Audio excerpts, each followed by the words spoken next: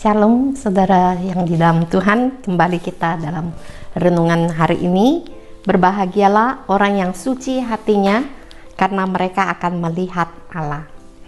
Kata suci, bahasa Yunani kataros, kata ini dipergunakan untuk menggambarkan banyak hal, seperti pakaian yang sudah dicuci, gandum yang sudah dibersihkan dari sekam-sekamnya, susu yang tidak dicampur dengan air dan sebagainya. Jadi arti yang sebenarnya dari kata ros ini ialah murni, tanpa campuran, bebas dari kotoran. Hati yang seperti inilah yang Tuhan mau. Bagaimana keadaan hati manusia yang sesungguhnya? Tidak murni. Ada banyak macam kotoran di dalam hati manusia itu. Karena itu, kecenderungan hati manusia ialah berbuat korup, penuh kefasikan dan kejahatan. Mengapa demikian? Karena hati manusia telah terdistorsi oleh dosa. Motivasinya dalam melakukan segala sesuatu telah melenceng dari maksud yang mulia. Memiliki hati yang suci itu penting sekali, sebab hati yang suci akan mempengaruhi dan mewarnai seluruh hidup kita. Pengamsal katakan, jagalah hatimu dengan segala kewaspadaan, karena dari situlah terpancar kehidupan. Bagaimana kita bisa memiliki hati yang suci? Hati yang suci adalah hasil dari kelahiran kembali, dan hanya Allah lah yang dapat menciptakannya secara ajaib. Oleh sebab itu, apa yang harus kita perbuat dengan peroleh hati yang demikian ini? Kita harus beriman kepada Yesus Kristus, sebab darahnya yang tercurah di kayu salib itulah yang sanggup menyucikan hati kita. Kita harus mau datang kepadanya dan mengaku dosa. Kita harus menyukai firman Allah, sebab firman Allah punya kuasa untuk mengoreksi akan kehidupan kita. Yang dialami oleh orang yang suci hatinya ialah hal yang luar biasa. Dikatakan di sini, berbahagialah orang yang suci hatinya, karena mereka akan melihat Allah. Maksud apa ayat ini? Memang orang-orang yang suci hatinya, mereka yang saleh hidupnya, kelak setelah meninggalkan dunia ini, mereka akan melihat dan bahkan bersekutu dengan Allah yang Maha Agung di surga.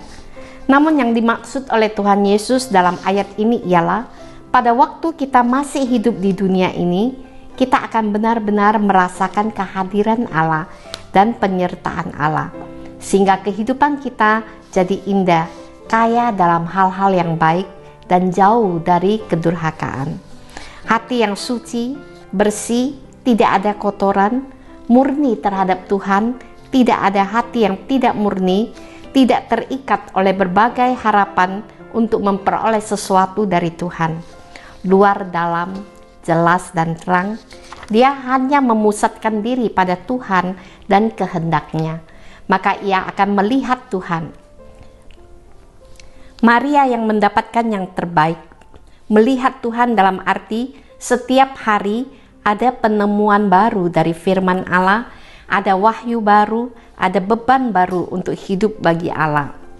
Orang yang suci hatinya, saleh hidupnya, bisa berjumpa dengan Tuhan Yesus. Dia akan mengerti siapa Tuhan Kristus itu sebenarnya. Seperti Simeon, ketika berjumpa dengan bayi Yesus yang dibawa oleh Maria dan Yusuf ke bait Allah, Simeon melihat sesuatu. Dan sesuatu itu ia telah tunggu sejak lama sekali. Dan ia tunggu-tunggu ialah kedatangan Mesias, Raja Damai, Allah yang perkasa dan Bapa yang kekal. Oleh karena itu, setelah berjumpa dengan bayi Yesus, ia berkata, "Sekarang Tuhan, biarkanlah hamba-Mu ini pergi dalam damai sejahtera sesuai dengan firman-Mu."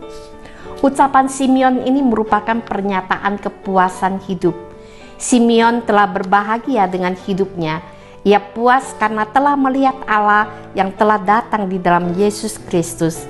Karena sudah puas, ia merasa garis finish hidupnya bisa diakhiri dengan segera. Bagaimana dengan Anda? Sudahkah Anda mengambil keputusan menerima dan percaya kepada Yesus Kristus?